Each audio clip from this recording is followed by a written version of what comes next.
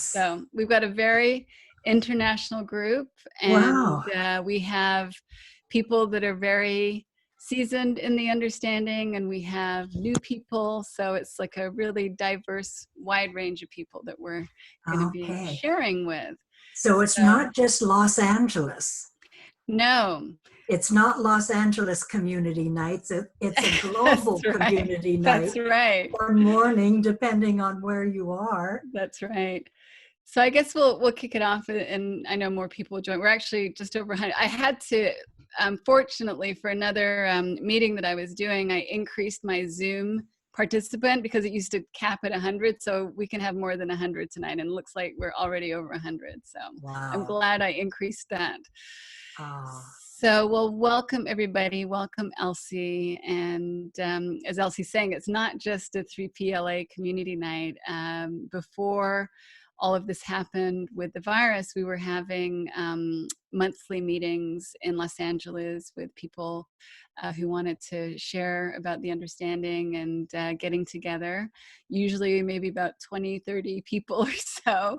And then, of course, when this happened, we had to go online, and why limit it to LA when you're going online? So I thought, let's just open it up to everybody. And for this meeting, Elsie was going to be down here in LA, but we get to have you this way, so nearly as good.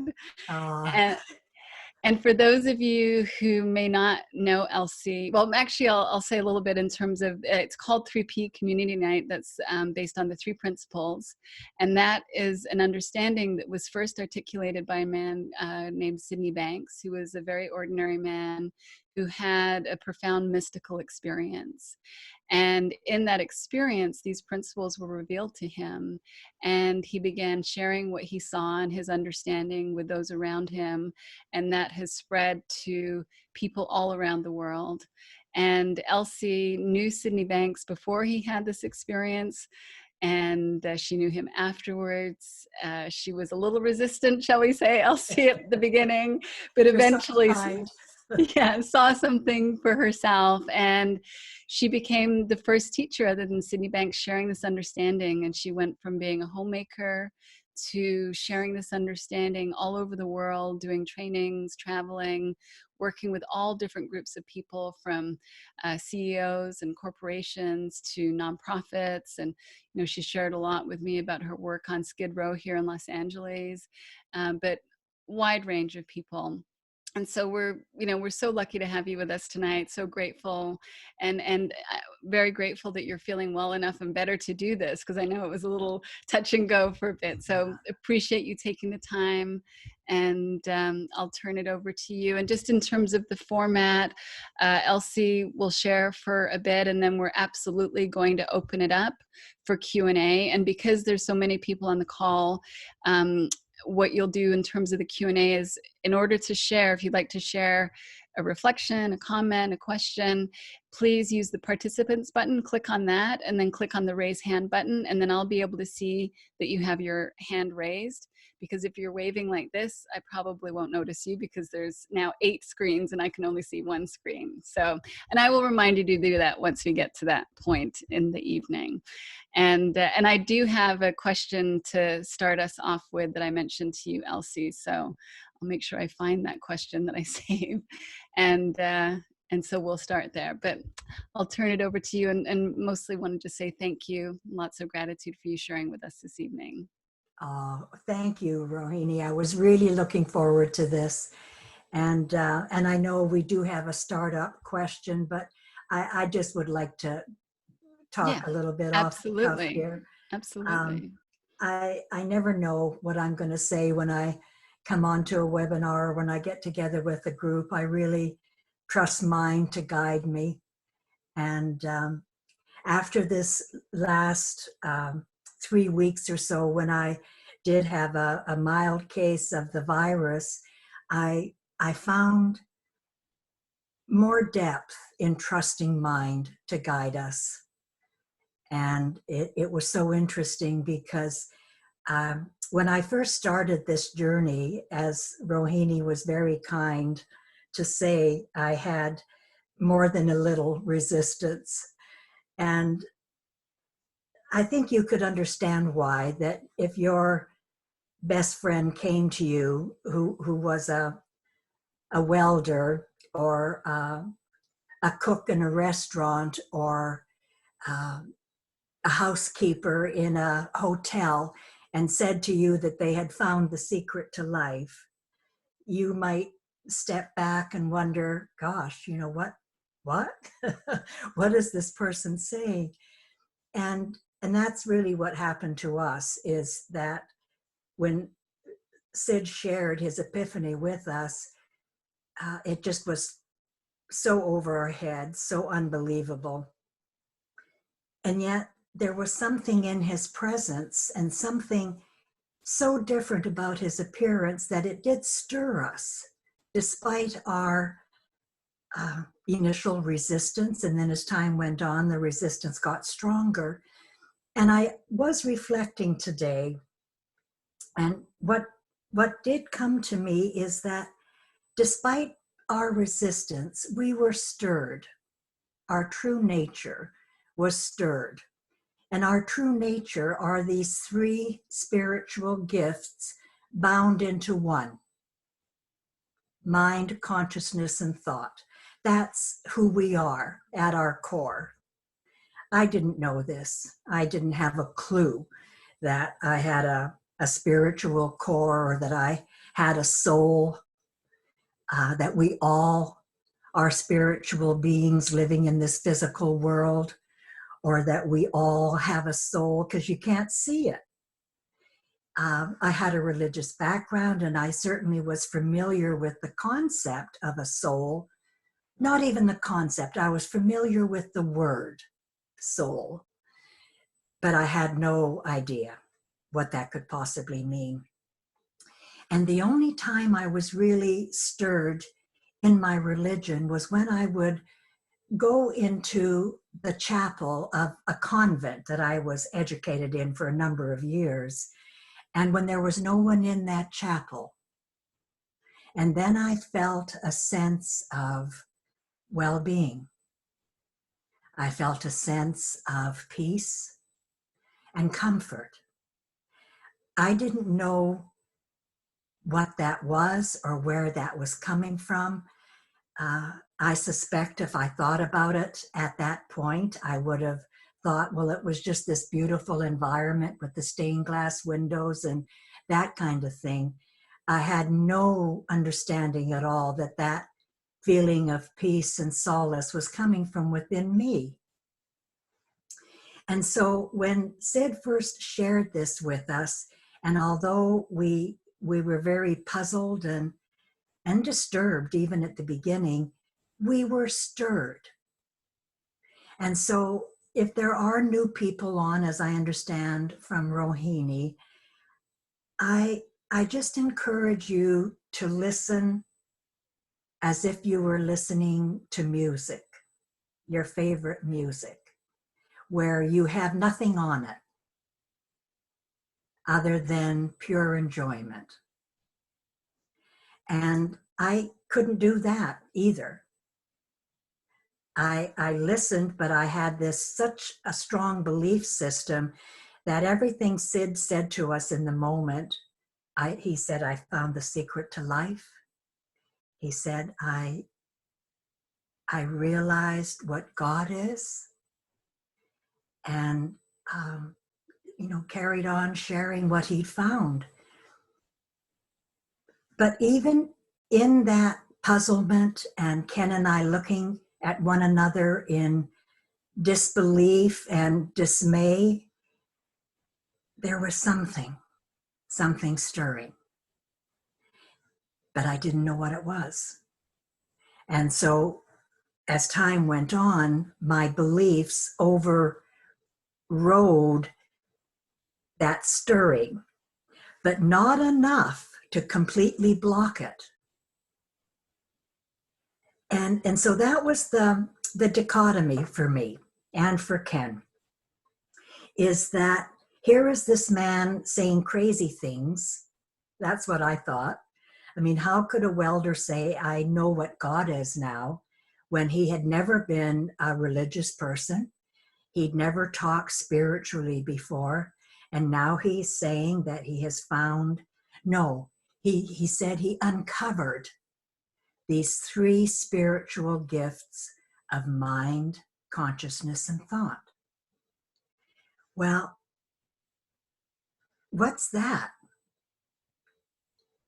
That just was, it was like he was speaking another language. And yet there's something stirring. And that continued. Even as I got more and more resistant and in my fear, I got angry. I confronted him. I was unbearably rude to him. And he still just loved Ken and myself and our family and whoever he spoke to unconditionally. He just didn't get upset about it. That was also puzzling because I got upset. As I just mentioned, when I didn't understand something, I got upset. I didn't think to myself, gee, I wonder if there's anything here to consider. But all that time that my intellect was getting angry because of something I couldn't understand, my true nature was stirring. My true nature would start to ask Sid questions. I would invite them to dinner or to tea, or we'd go out for lunch. And I would find myself, despite my resistance and despite my mandate to Sid about, please don't talk about this nonsense anymore. We really like your company, but don't talk about this anymore. And he would just have this rather enigmatic smile, which was really annoying.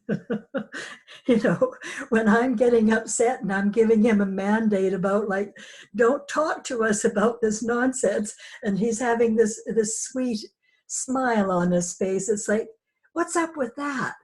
A normal human being would get upset. I'm upset. How come you're not responding or reacting to me as I am reacting to you? And so that was it. But what I love about that is, fast forward now to this question that Rohini is going to ask me. Do you have it in front of you? I can't hear you. Sorry, I was muted while Okay. you were speaking. I just muted myself. So let me pull the question up. So the question that someone asked is that, they said, Elsie, you recently said that it's where they come from, meaning where the principles come from and what the principles are that's important. Could you speak more on that, please? Yes. I love that question. And I love that. I know there have been many times where I've talked about that, because that was something that Sid was so adamant about in the last year and a half of his life, as he was preparing Chip and myself to do the school here on Salt Spring Island.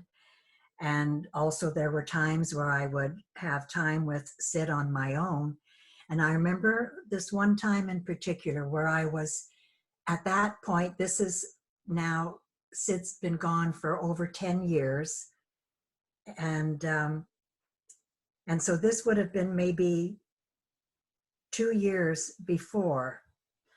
And I had gone over because I was feeling at the end of what I knew, and I didn't know where else to go.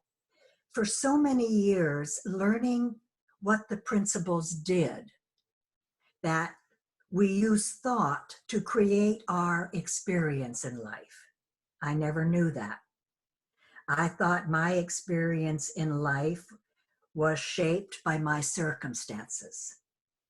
And whatever my circumstances were, I had to do the best I could to deal with them.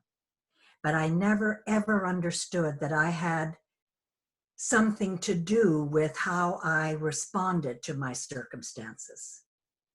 I never knew that mind or spiritual essence or God or whatever word you want to put on that, something that is this spiritual force behind life. I never knew that was in me. I thought God was outside of me. I looked at God as an entity outside of me. I never ever knew that I was part of this spiritual essence. So I always felt powerless. What could I do, this little human being? What power did I have to make a better world for myself? The best I could come up with was to react to my circumstances. And most of the time it was a reaction, not a response. And consciousness for me was about what I did wrong. That's what consciousness was. I had no idea it was a principle. I had no idea mind and thought are principles. I had no idea that these three spiritual principles are fundamental to humanity. I was powerless. And consciousness, because of my religious background, was totally tied into what I did wrong. And that's where a lot of my fear came from. Because doing wrong in my religion had ramifications. If you did like a small or medium wrong, then that was considered like a venial sin and you went to purgatory if you died. If you did a biggie, like you missed church on a Sunday, or you did, really bad things and you died, you went to hell. This is how I was brought up. So perhaps that might also give you a little bit of understanding of why Ken and I, and for myself in particular, because Ken didn't have a religious background, but why I in particular freaked out when, and that's a psychological term, by the way, freaked out. It was like when he said, and I know now what God is, and he said to me, it's different than what you think, Elsie. And the hair on the back of my neck just rose. It's like, how does he know that? What does he mean? He knows what God is now. And it's not what I think it is. Like, how dare he? The presumption of the man is what I thought. Consciousness. Sid taught us consciousness is being aware. And deeper than that, it's being aware of who and what we are at our core, our spiritual core. That we're born with innate mental health. We're born with innate mental health. Imagine that. I was taught with my religious background, we're born in original sin. You see how opposed? Brought up in fear, and now Sid is teaching about love, about where the principles come from and what the principles are. So here I am again, fast forward all these years later, arriving on Sid's doorstep at his invitation. And I'm sharing with him a little that I'm feeling stuck. I don't know where else to go with my clients. And at that point, I was working with a global corporation, a manufacturing firm in the US. And I was here already on Salt Spring, second time around.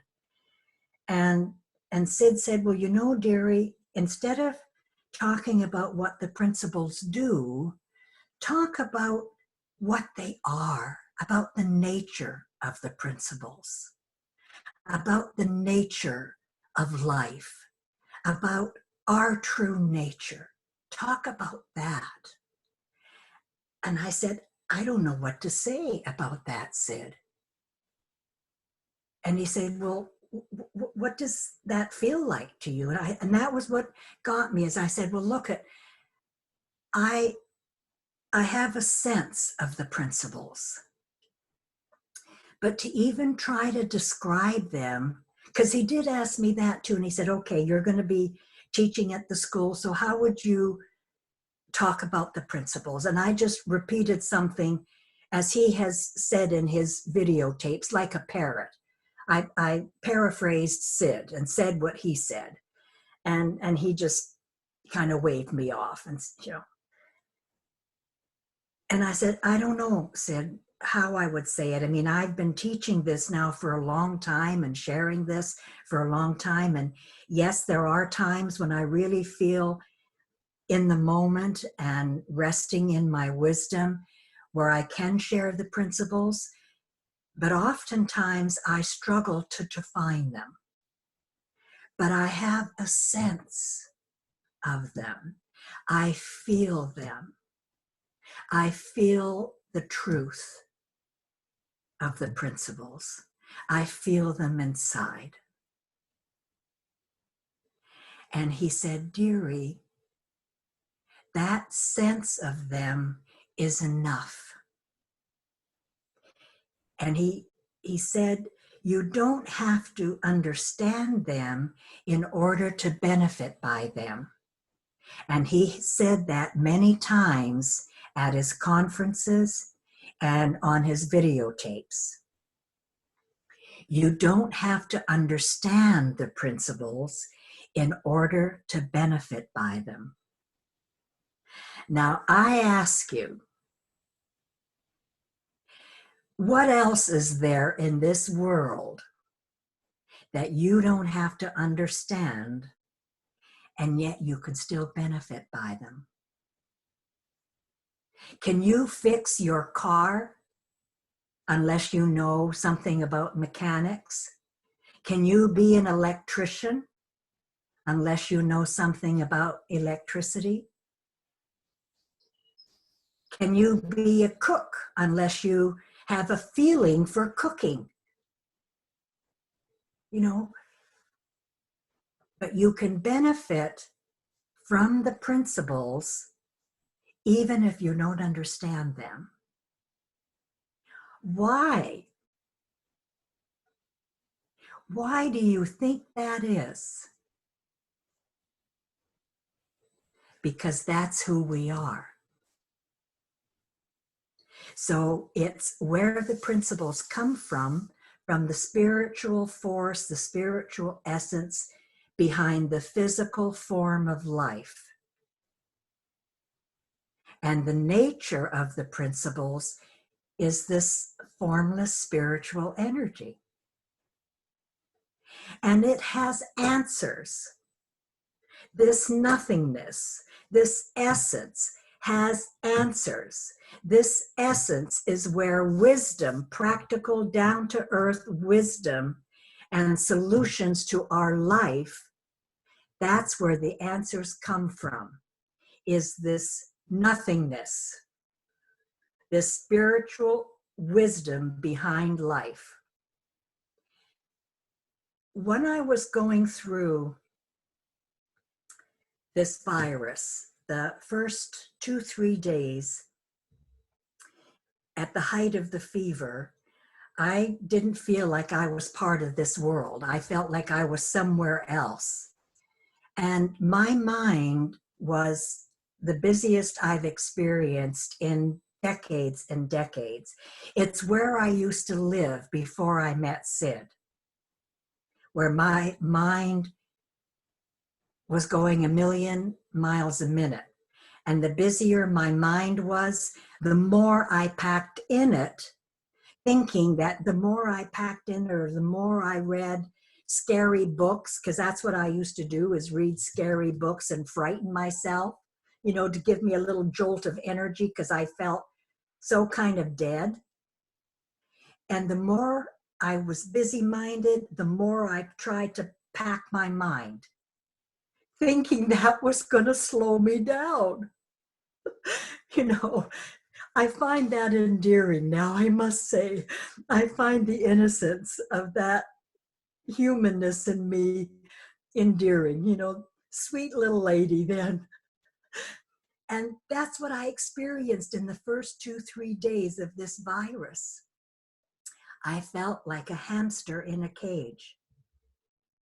My mind was so busy, busy, busy, busy, and I couldn't stop it, which is unusual for me at this stage of my journey. 45 years I've been a student. And it's not that I don't get a busy mind from time to time. I absolutely do. But my awareness is so sensitive of that it really cushions the busyness. But this time, the cushion wasn't as pronounced. Was there a degree of protection? Yes, there was. There was a tinge of awareness. It was like, wow, my mind is busy. And then away it went, away it went. Couldn't stop it. But that gave me a wee bit. During that time, I abhorred TV. I abhorred reading. There are some of you that may know me well, know that I love TV. I love English detective shows and Heartbeat and that kind of thing. I love to read, not self-awareness books other than Sid's Pure Truth, but I love like good fiction with historical context. Could not bear the TV, could not bear reading. I did not connect the two until I was doing a webinar a couple of days ago. And as I was sharing this with the group, I realized in the moment that was mind protecting me by not allowing me any more outward stimulation to add to my busyness. Isn't that beautiful? I could not get over that, honest to God.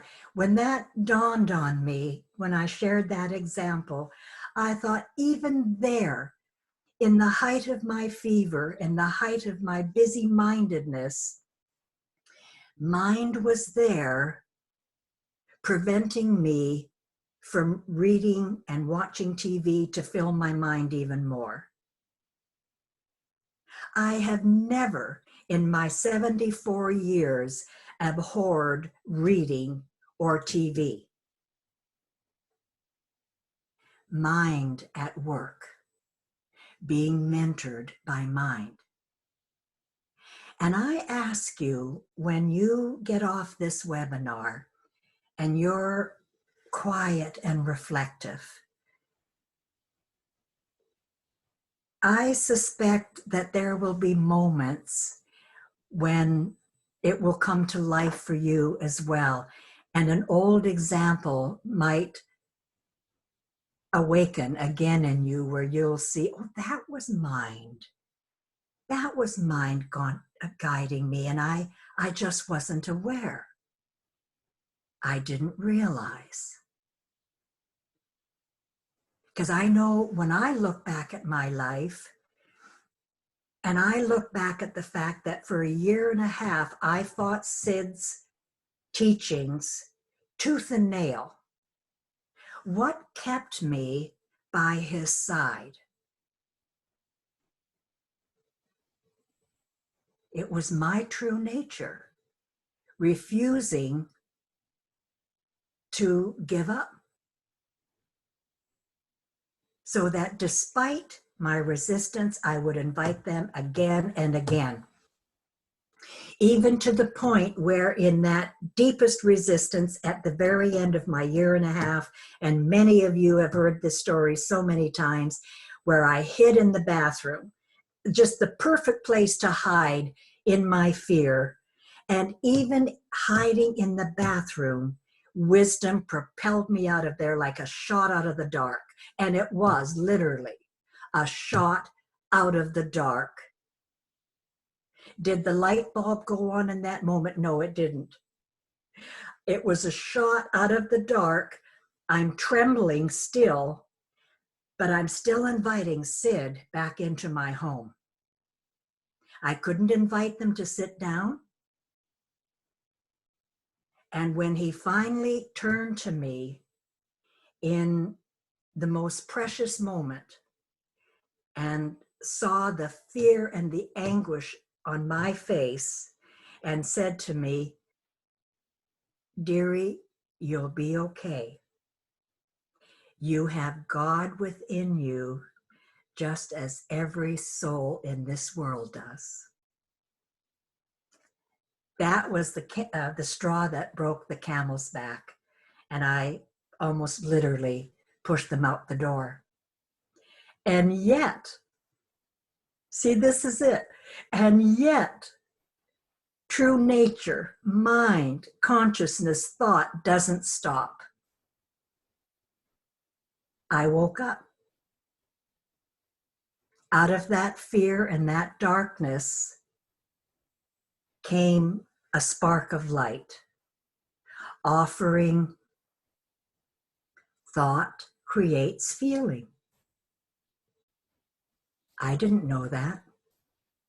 Sid had spoken about thought off and on for a year and a half, because that was sort of the one thing that I found myself asking him about, and then I would give him heck when he responded.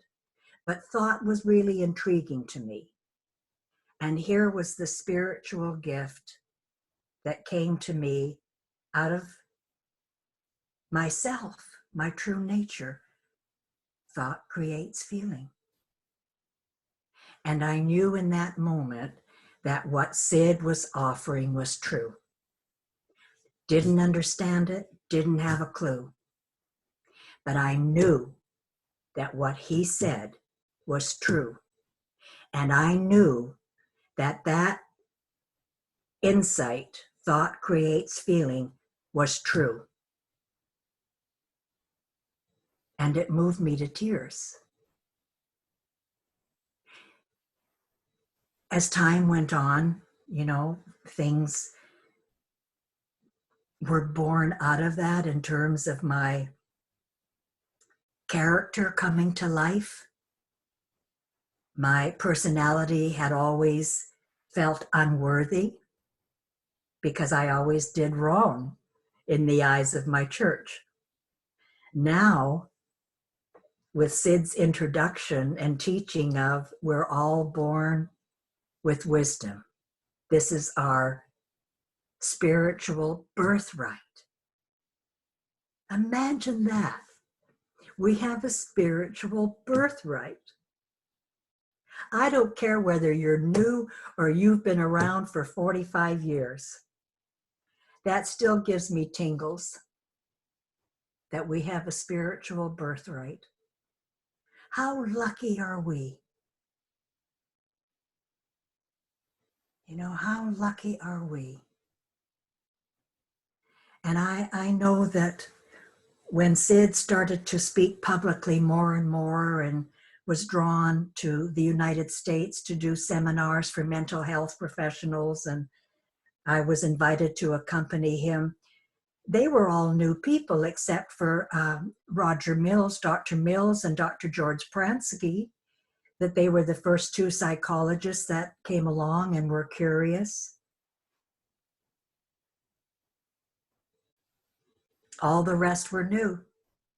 Sid didn't minimize what he knew, what he realized. He didn't say, oh, there's new people here, I'd better sort of tone down my presentation. He just shared from the depths of his soul, because he knew that whether you're a newbie or not, you too are born with wisdom. You too are born with these principles active within you from the moment you come into this physical world. We are the principles in action. That's who we are. And with that precious, precious gifts, We create our experience in life, no matter what. On one of the webinars that I did for Rohini, for the virtual retreat we did 3 weeks ago, a woman talked about finding peace within chaos. That has just continued to thrive in me, because in this time right now in our world, there is peace within chaos. There is beauty within tragedy. Our beautiful planet is getting healed. You know, I don't understand all the ins and outs and how it happens.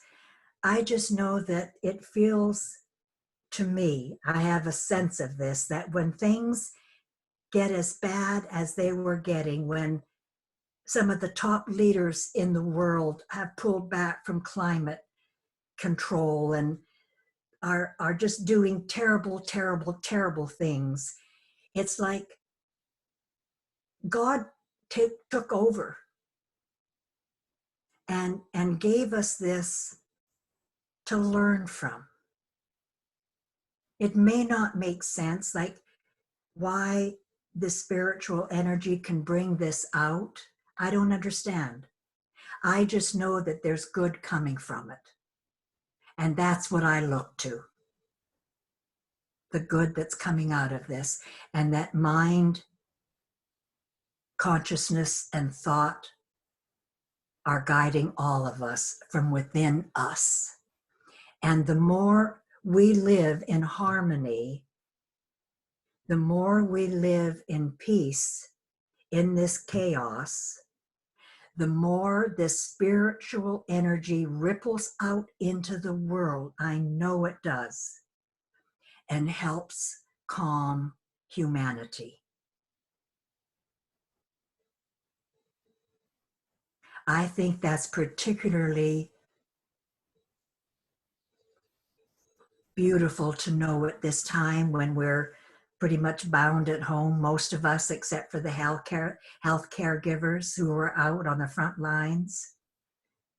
But for those of us that are at home, know that you don't have to be out and about in order to contribute to the peace in the world.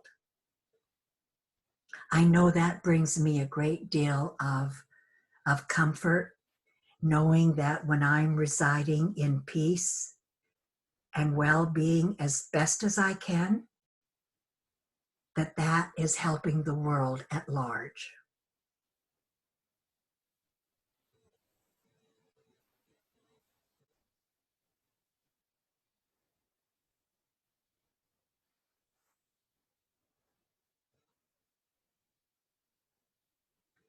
So if you have a sense of anything that's been said so far, and you don't understand what this lady is saying, just the fact that you have a feeling for it is enough.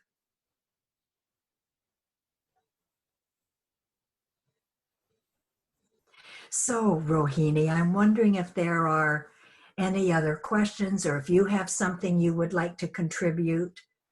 I don't have any questions sent in early, but I'll share something. And in the meantime, I'll remind people that if you have something that you'd like to share, if you have a reflection, an insight, or a question for Elsie, please press the participants button and the raise hand button, and then I'll see that, and then I'll go ahead and unmute you.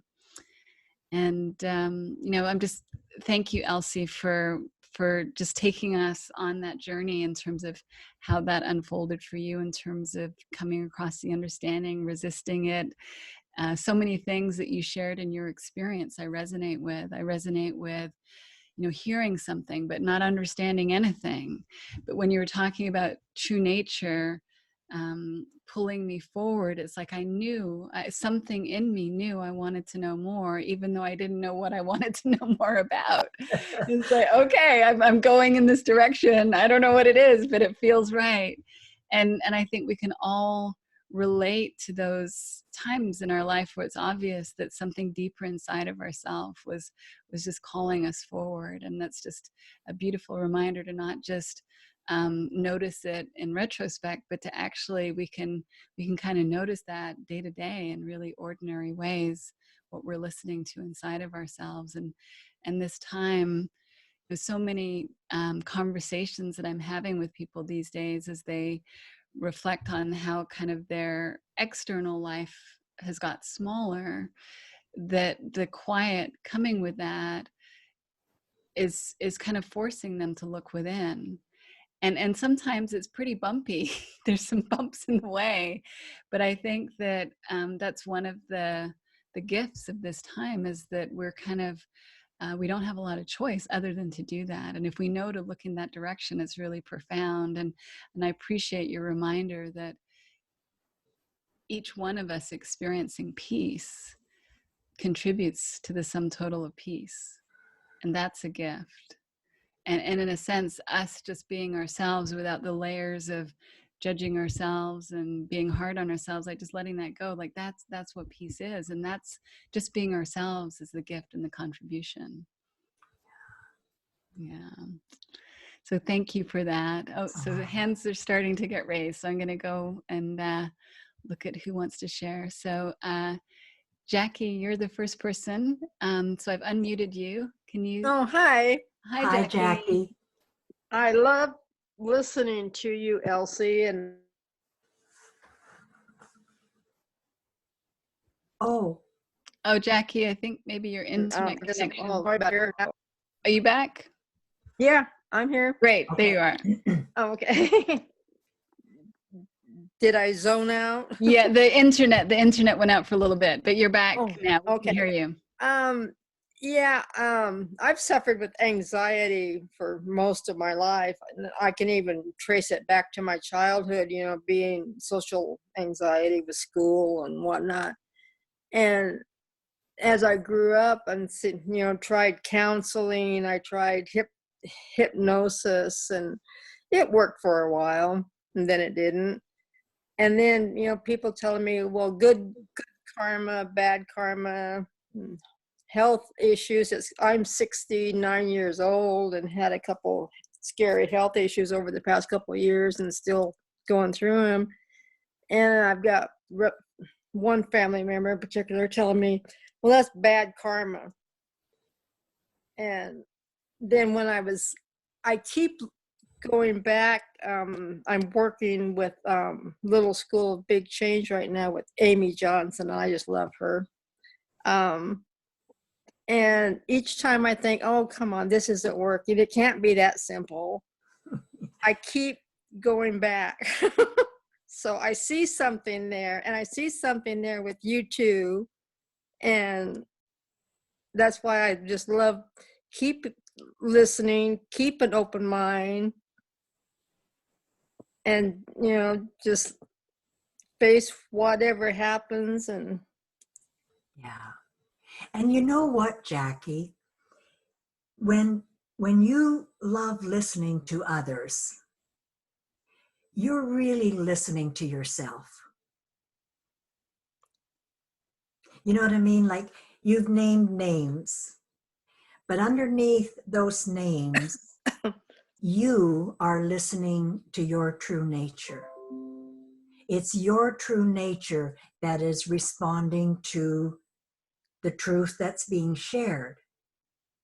mm-hmm. You know what I mean? And so I want you to honor that. Okay, yeah. That's it. Yeah. That's my shorthand. It's just honor that it's your wisdom you're hearing. It looks like it's somebody else's. Yeah, it does. But yeah, doesn't it? I can see See, where it's there going. you go. You broke into a smile when you said that. Yeah. So yeah, I know you know. I've been sick this last 4 weeks with a real bad cough. And it's finally getting better. I called my doctor because she only does phone consults, so she prescribed me some meds and stuff. But I might have had the virus. I don't know. They never tested me, but my mind was telling me when it was time to rest, and so that I could get better. So Good for you, Jackie. Thank you for sharing that. That was beautiful. Thank you, thank you. Jackie. Thank you so much. All right, next we're going to go to Claudette. Hi, Claudette, you're unmuted. Thank you. Thanks. Hi, Claudette. Hi, Elsie. Hi. I just wanted to let you know, Elsie, that I was on the weekend webinar a few weeks ago where you were, and the thing that really I took away with me is your look within. I love that, because, and it has, I love the gesture that you did, but also that has really stuck with me and really struck a chord in me, because I find myself really doing that more and more, and just trusting what I hear. And it seems like it's clearer to me. The yeses are clearer, and the no's are more clear too. So I just wanted to thank you for that. Thank yourself. Go ahead. Thank you. Thank you. Thank you. Yeah, it was That's great. beautiful. Yeah. Honestly, I really appreciate that, Claudette. To bring those of you that weren't on that call, it was something that had come to me in the spur of the moment, because so many people do thank the outside. They thank their facilitator or their teacher or their mentor, and it's not that those people are not a catalyst, that they are a catalyst and they may offer sparks. But I tell you, in that year and a half that Sid was so kind and patient with me, I didn't feel I heard anything. You know what I mean? Not in the same way that I got that insight on my own after I'd pushed them out the house.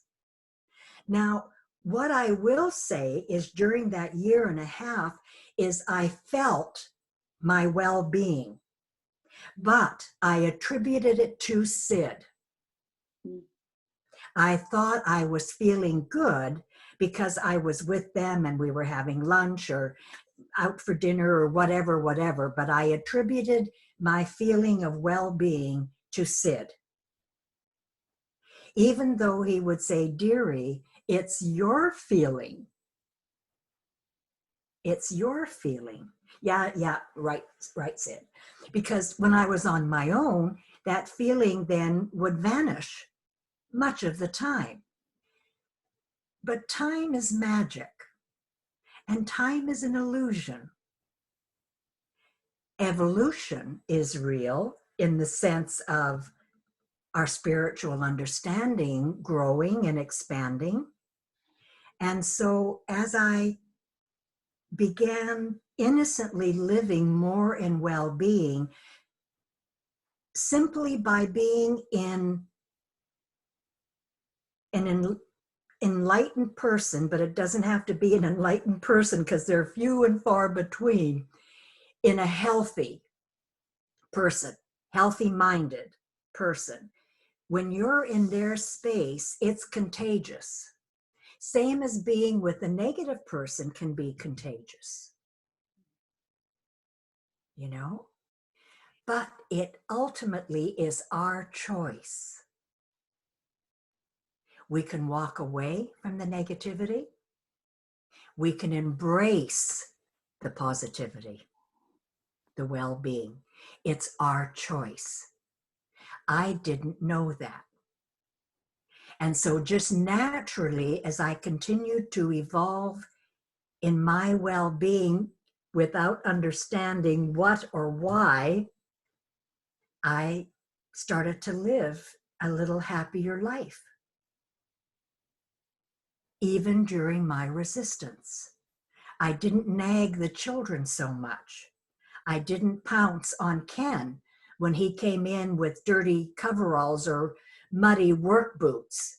I'd make him a cup of tea instead of pouncing on him for coming home dirty, and he's providing a good, paycheck for his family. I became a nicer person, even during my resistance. Unless Sid started to talk. And then his words, the meaning behind his words, it was like, oh. So isn't that interesting? My true nature was waking up, even during the resistance. And I didn't know that. But I was experiencing it. It's honestly, I find that so fascinating. I used to get bored. That's why I would pack my mind so busy with just everything. Now I can rest in quiet and in stillness. I can sit out on the patio as we're meant to do now, and I love. And these things come to me like about life and how it's unfolding, how we're evolving, so that it's fascinating. It's like I'm getting an education from the inside out. The insights come to me from time to time, just as you were saying, Claudette. That things are coming to you clearer. You're getting more yeses in your life. And Jackie, what you said, that, your face broke into a smile when you got the feeling of, yeah, it is me. It is me. It's not so-and-so or so-and-so. It's me. That's so important. And that's where this came from, is so many people would say, it's that person, it's this person, it's because of this. And finally, I just went, no, it's you. it's inside you. And somehow that meant a lot to people, to look inside themselves, literally. Mm-hmm. And so I'm glad that was helpful to you, Claudette. It was, it was beautiful. Thank you, Elsie. Sometimes a visual can help. Yeah. Thanks, Claudette. Any other comments? Yes, we do have several people with their hand raised. Okay, The next person is David. You're unmuted, David. Oh, hi. Can everyone see and hear me? Yes. Okay. Hi, Elsie. Do you remember me from Salt Spring Island 2018? Oh, David, yes, I do. Hello, my dear man. Hi. It's so lovely to be with you. And then I saw you again in person last year in Los Angeles. Yes, and I remember. Because in Salt Spring, you said to me, David, you have an insight with no content. And then I said to you in LA, I said, well, I think I've got content now. And I said, my content was that there's no there. And that's what I'm left with, and it's if there's no there, then what, like, can you get that? I can. That's the nothingness. There's no there. It's that nothingness. And yet, David, isn't it rich? It's amazing.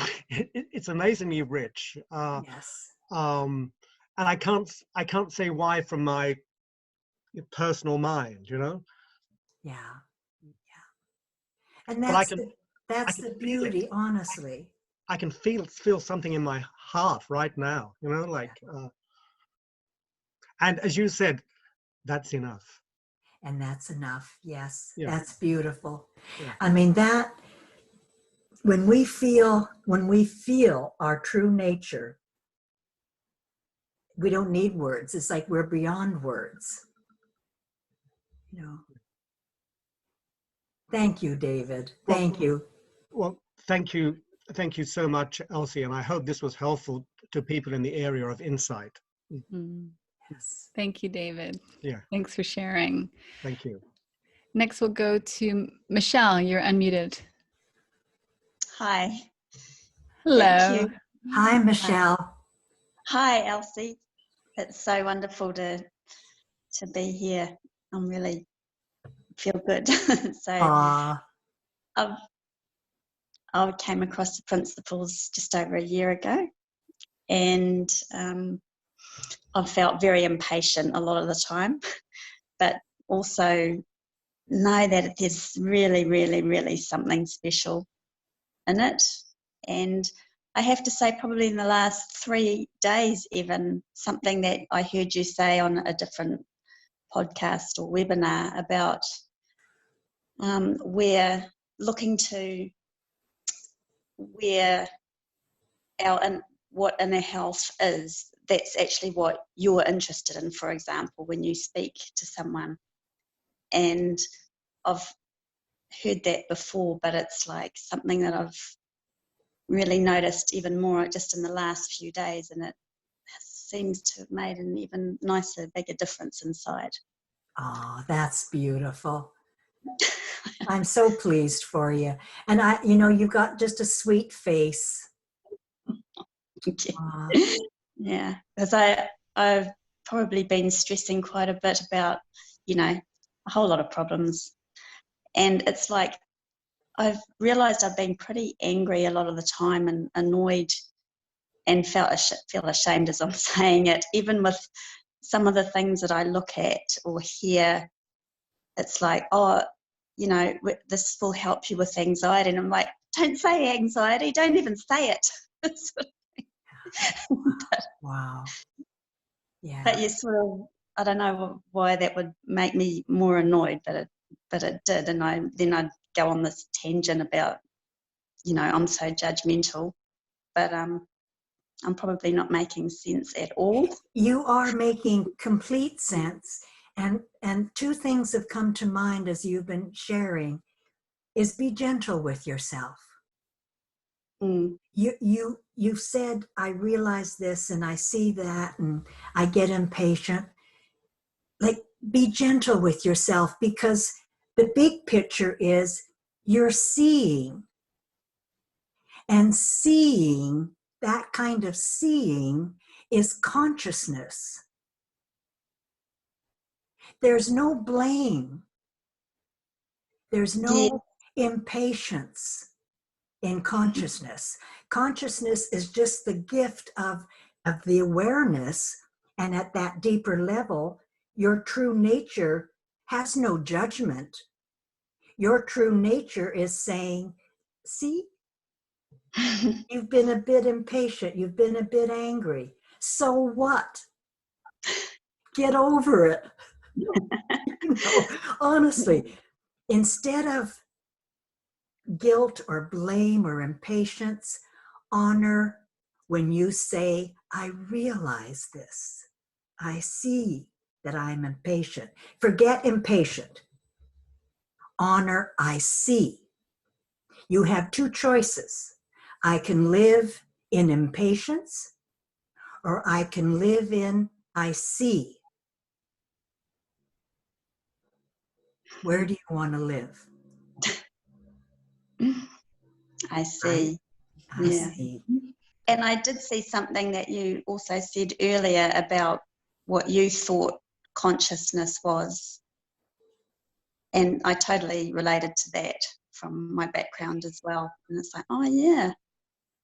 I think I've been dragging that through, but yeah, I see, I see that. You're well on your way. You're well on your way, Michelle. Beautiful. Thank you. Thank you so much. Thanks for sharing. And next we'll go to Melaine. Is it Melaine? I hope I'm saying that properly. Hi, you're unmuted. Hi, yes, Melina, yes. Melina. Okay.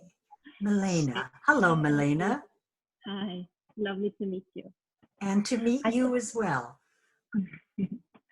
I just wanted to tell you that you said, I think I had a bit of an insight when you said that you mentioned you were raised religiously, and it sounded to me like there was some, I guess, kind of guilt carried around through that way of being. The belief system had some guilt with that, and I kind of realized that. So my dad was was raised that way as well, or was raised in a very religious family. And he chose to kind of not raise us that way. And I think as a result of that, we kind of went really opposite. Mm-hmm.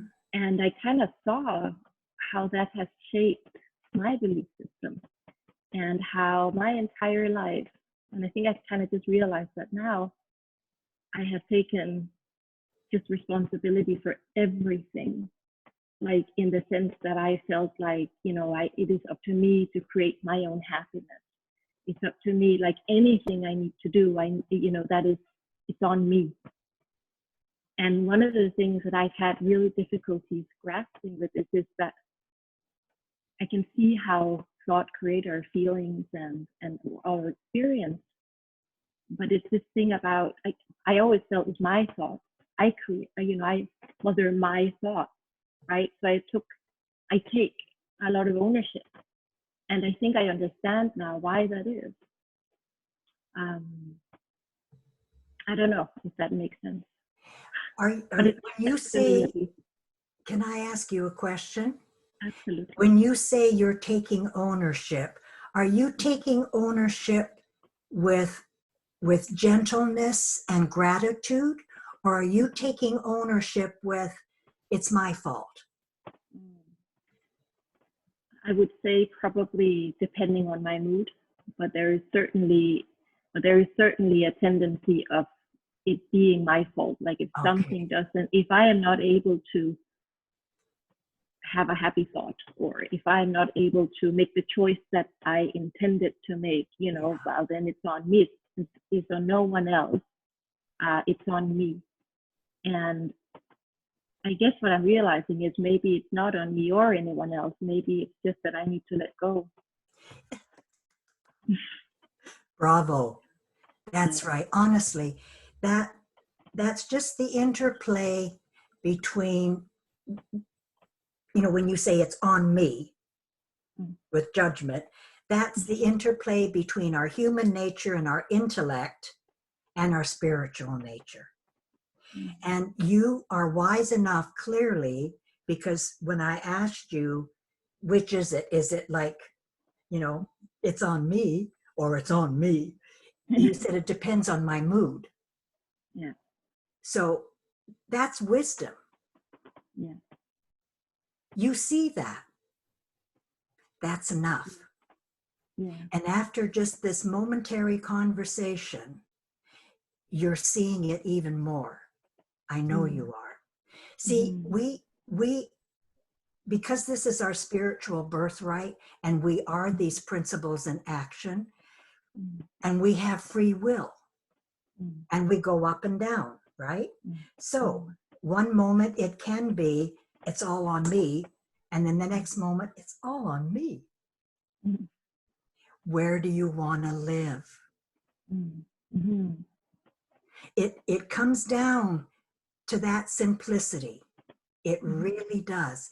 And if sometimes, like when I was caught up in that busy mind, when I was ill with the fever, and I felt like a hamster in the cage,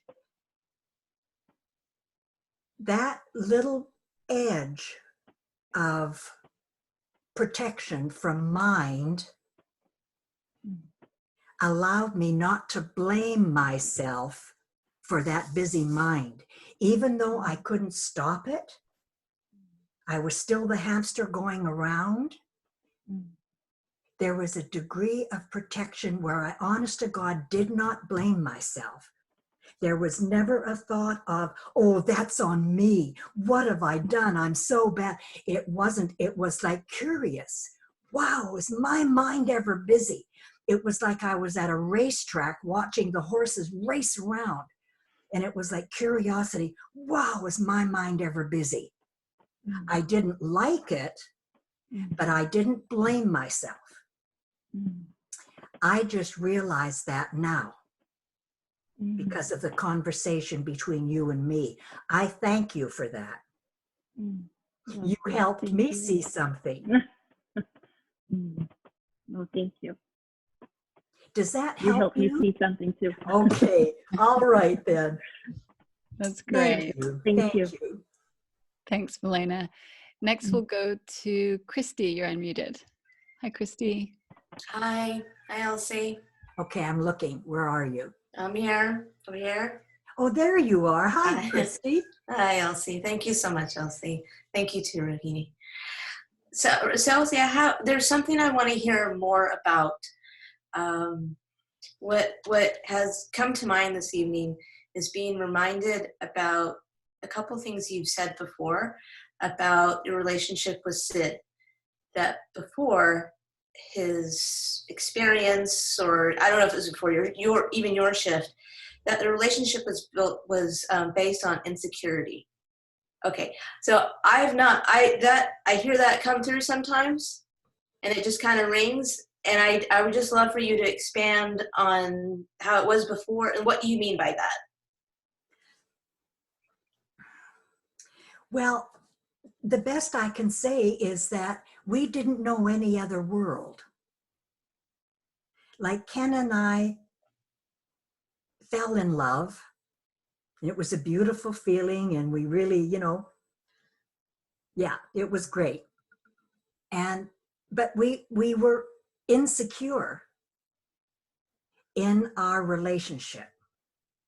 We were insecure in all our relationships because we lived in insecurity. I would say I lived in insecurity. I won't speak for Ken. I lived in insecurity 90% of the time. Okay? That was my whole world. So then comes along Sid, and he's living in insecurity at the pulp mill. I don't know, I wouldn't venture to say what percentage he was living in insecurity. And so was his wife. Sid was insecure, I do know, at work, even though he was a very skilled and talented tradesman. He was insecure at work and would try to get promoted and never succeeded because he'd blow it. In some way, he'd blow it in his insecurity, right? So there's a little picture of Sid's world, insecure. With his wife, they had some difficulties in their marriage, just as Ken as I had, and ordinary couples do, built on insecurity. Now, these two couples get together, and in our insecurity about ain't it awful, we had a good time talking about ain't it awful, because we were in agreement. And there is negativity, energy in negativity, right? When we're saying just how bad the union is and how bad it is at work and how this person isn't so great and this supervisor isn't so great or this neighbor isn't so great, there's a degree of energy and negativity. That's what I lived on. And I was exhausted a lot of the time with that energy because it burns you out. That's what creates stress. I didn't know that, because that's what my world looked like. That was my reality. That was my norm. So we enjoyed our insecurity. Now, Christy, in the midst of that insecurity, we somehow are drawn to Kung Fu, that program, right? Sid, because he had a karate background and was still practicing karate when I first met him. And we saw him perform at the park. He did it for exercises. He didn't do it for martial arts or protection or anything like that. It was for physical exercise. And he was very good. I think he had a black belt or close to it. And so we watched him perform, and he was really graceful and just beautiful. And so then Kung Fu was like kind of a draw. Oh, let's watch this, and we watched that. And then we became kind of attracted to some of the philosophy, even in the midst of our insecurity, right? Our true nature was being stirred by the philosophy. We didn't know that. We just knew we liked it and we were having a good time, and we enjoyed those evenings we got together for that kind of entertainment. So that's what I mean about our relationships were insecure, but we were in alignment in our insecurity. Do you know what I'm saying? Do you get a feel? Like if you're in alignment, even in insecurity, there's a partnership, there's a connection, even though it's built on negativity. You get that? Okay. I rest my case. Okay, Is that thank you. helpful? Is that helpful, Yeah, Christy? it is. And the only thing I would ask is then, I mean, because that kind of puts into perspective about when he had the change, about how disruptive that must have been.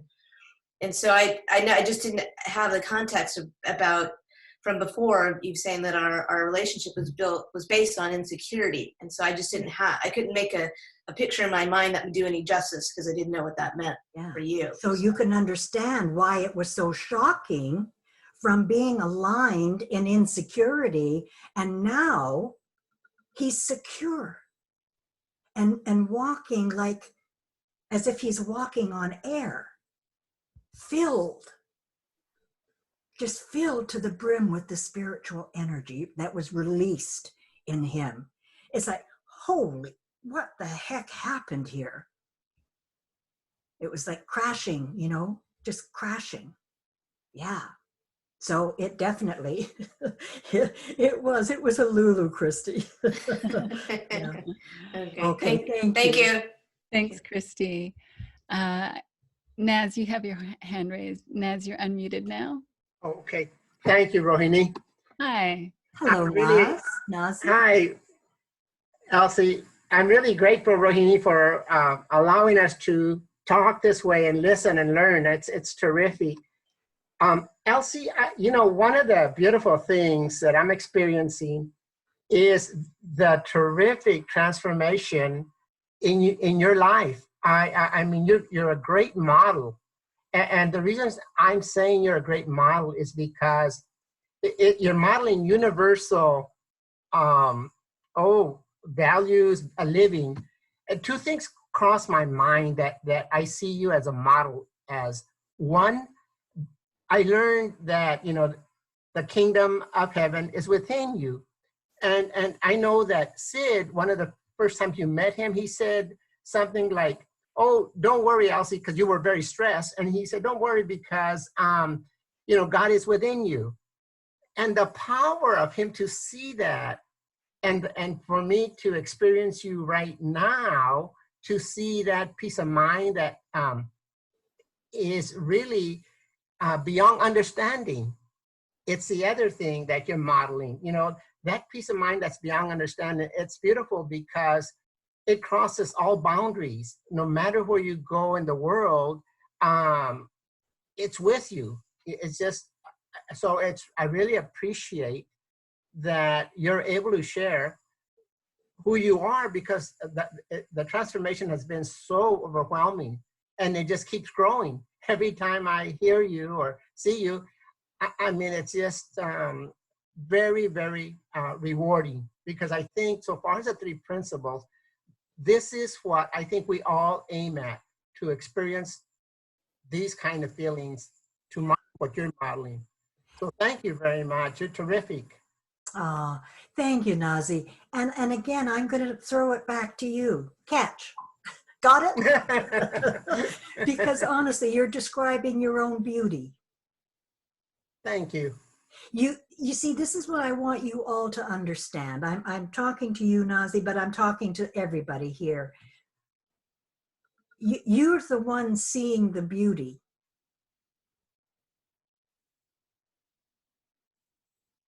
So, you know what I mean? Like, honor yourself. Honor that you're feeling that.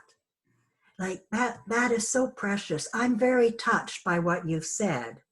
I feel that in my heart, and I feel that in my soul. I'm feeling your soul,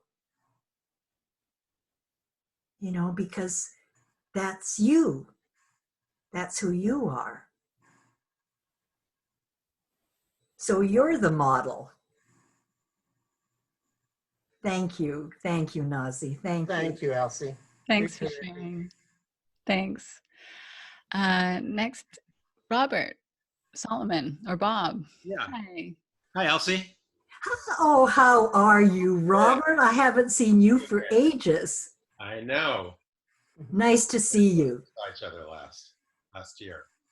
Anyways, here's my question. I noticed in listening to you that I was, for whatever reason, focusing on something completely different that I'd never focused on before. And I'm curious if what I'm focusing on, what the importance of that might be. And what I was kept hearing you talk about is your resistance. And I keep hearing you talk about the resistance and the resistance. In the past, before now, I would think, well, resistance, that's a bad thing. You know, we shouldn't have resistance because it keeps you from saying the truth, right? But what I'm curious about is if by any chance, in retrospect, if you look back, if the resistance was a very important part of you seeing what you saw. Extremely. Can you talk about that? Because that's what I'm curious about. That's a really a great question. I've never been asked that question before, but it's extremely important. And I have spoken to that throughout because I've said, despite myself, despite my resistance, my true nature kept coming through. It wouldn't let me walk away. It wouldn't let me stay in the bathroom. It wouldn't let me turn away from Sid completely. You know what I mean? Mm-hmm.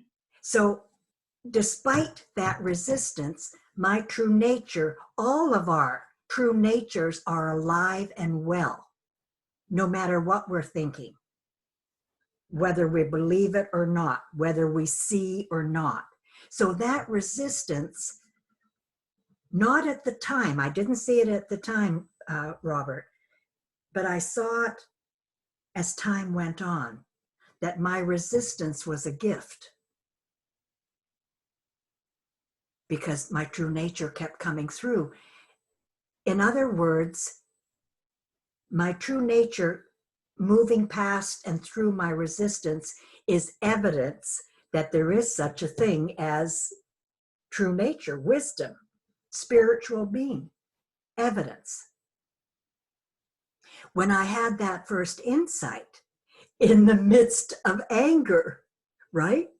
Like that is so profound, so extremely hopeful that someone can have an insight, a flash of recognition in anger, evidence that even in anger, our true nature exists. Wisdom exists because out came that insight that started me on my journey. What I'm hearing, I'm curious even beyond that, if by any chance you see that the resistance is also part of your true nature, because there was something protective about it, because it was like you can only see so much at one period of time, right? No, I don't see my resistance as my true nature. I see my resistance as my intellect. Ah, okay. Yeah, and my belief system, my belief system was being completely destroyed. And our beliefs come from our intellect. I'm not saying our intellect is wrong or anything else. That's just where my intellect was stuck in that pattern of beliefs. And that's why I had so much fear and everything else. I now view my intellect as a partner serving wisdom. Yes. Instead of it being the other way around, instead of the intellect being the master and my true nature supposedly being the servant, it's the other way around.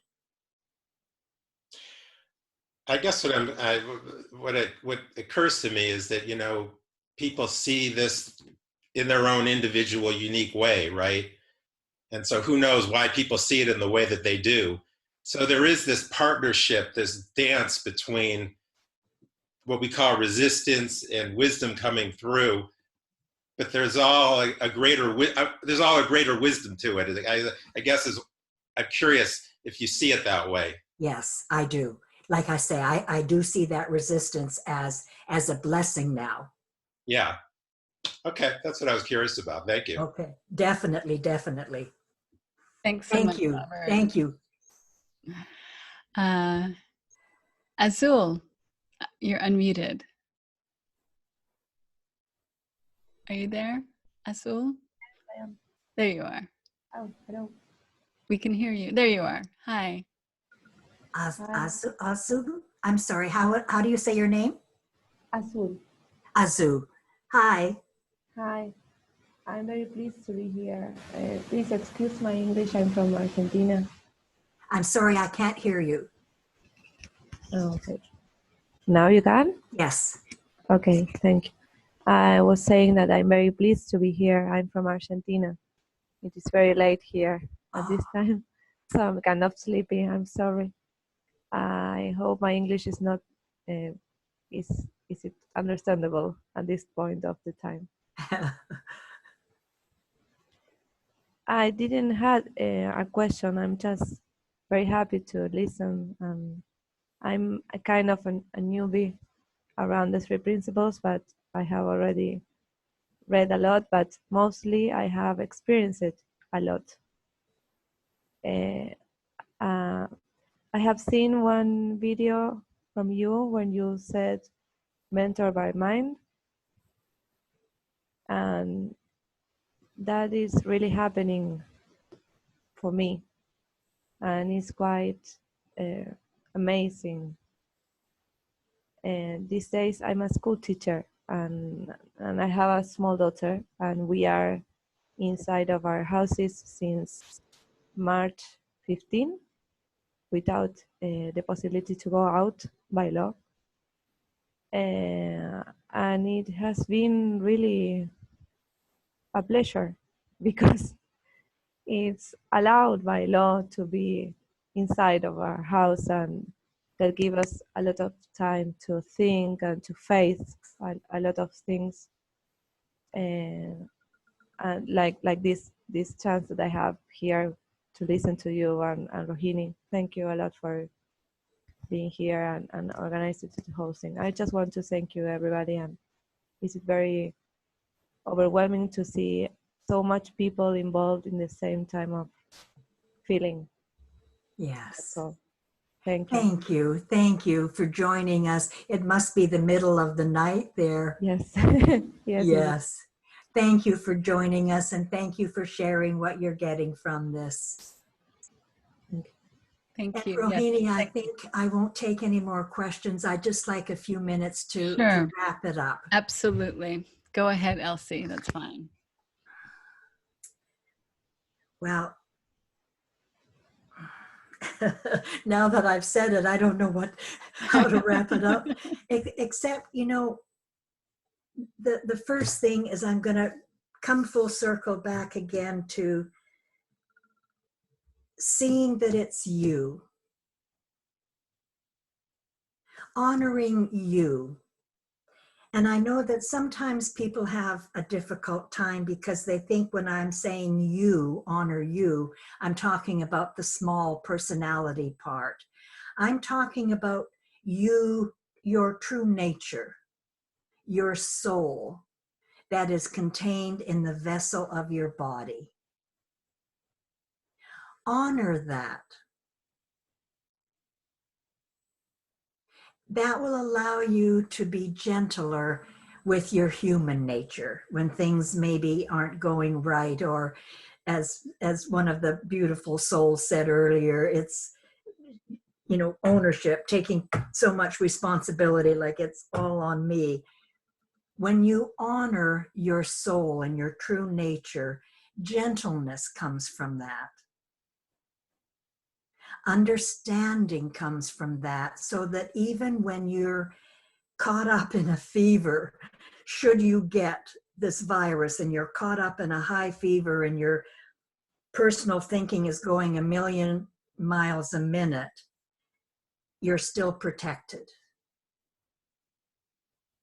You're not judging yourself because your mind is going 1,000,000 miles a minute. That's a blessing. I never knew that was possible. Never knew that was possible. And if that was the only thing we had to be grateful for, you know, to honor our soul, knowing that it offers gentleness, it offers love, it offers protection, that in and of itself would be enough.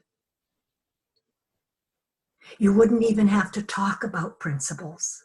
You wouldn't have to try to understand the principles. You could just live in your true nature, because our true nature are the principles. That's the oneness.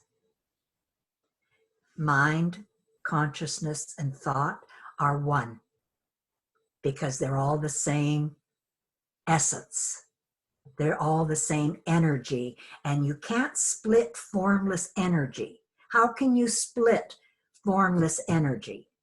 That's just common sense.